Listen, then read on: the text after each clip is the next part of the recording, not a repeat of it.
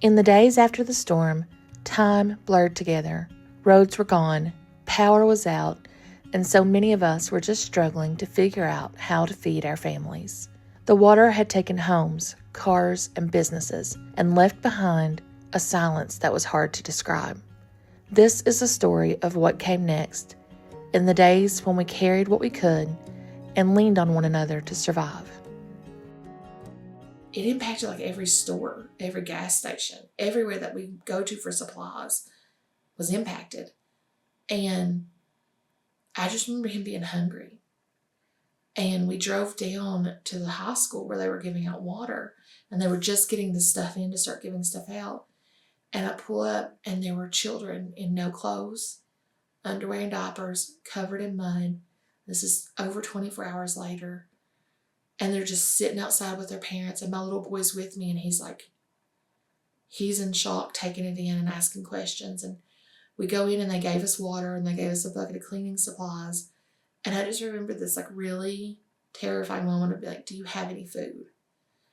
And they didn't, because none of it had came in yet. And they opened up the concession stand that was like for the sports teams. And again, this is like the end of the summer, so they've not been doing concessions.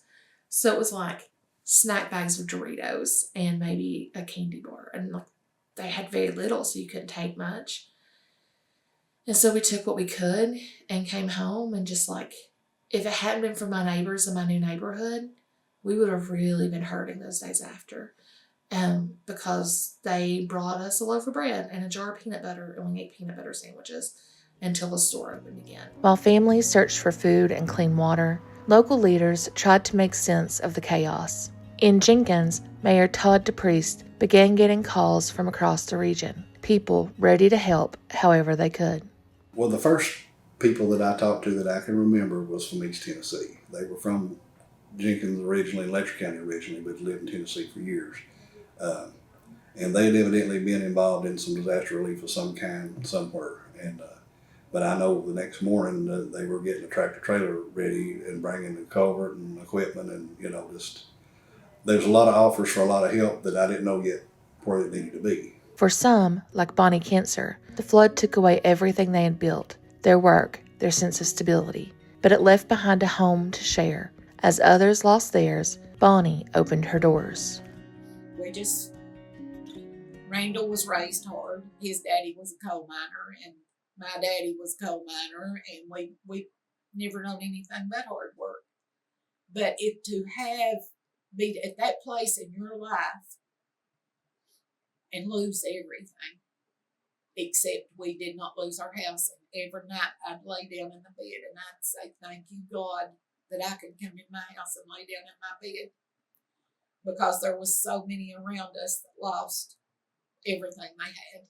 And we was blessed to keep our house, but we shared it with anybody that needed it. We shared it. Coordinating help in a crisis is never simple. With volunteers and donations pouring in, the city faced new challenges. Too much of some things, not enough of others. Remembering what he saw after the Western Kentucky tornadoes, the mayor worked to avoid the same problems here. I went out to the tornadoes in Western Kentucky. Me and the mayor of Highland went out there and done some work. And the first thing I learned out there from it was, clothes is not top of mind. Well, it's top of mind for a lot of people, but it is, and I don't mean this the wrong way, but people want to help, and then they've got a closet full of clothes that they don't wear, and they want to get it to somebody. And, so out there they had collected a lot of new clothes and stuff, which was good.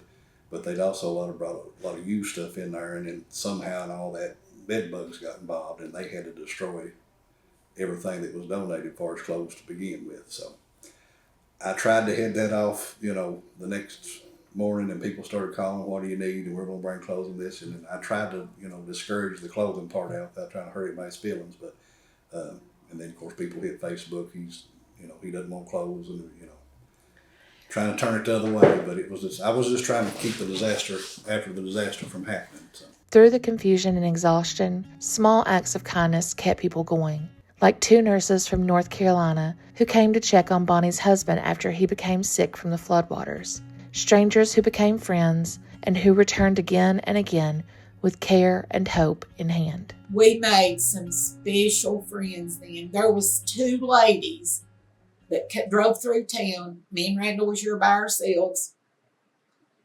They were travel nurses, and they're the ones that told Randall, they got out of their vehicle over there, and from what we understood, anytime there was a disaster somewhere on their own time, they would get in the car and they would go see if they could help.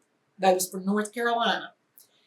And so they stopped, they come in here, and they started, after they looked at Randall's leg and told him, you better get to the doctor, you've got a staph infection.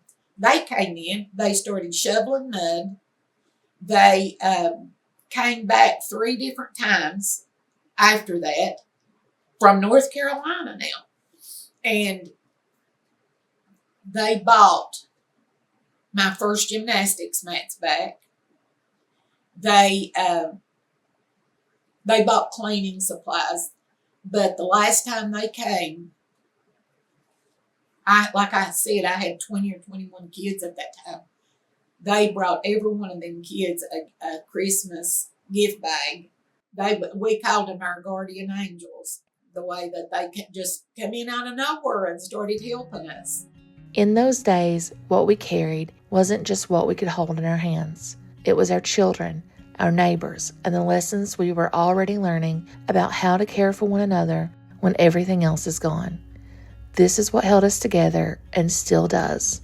This is what makes us worthy ground.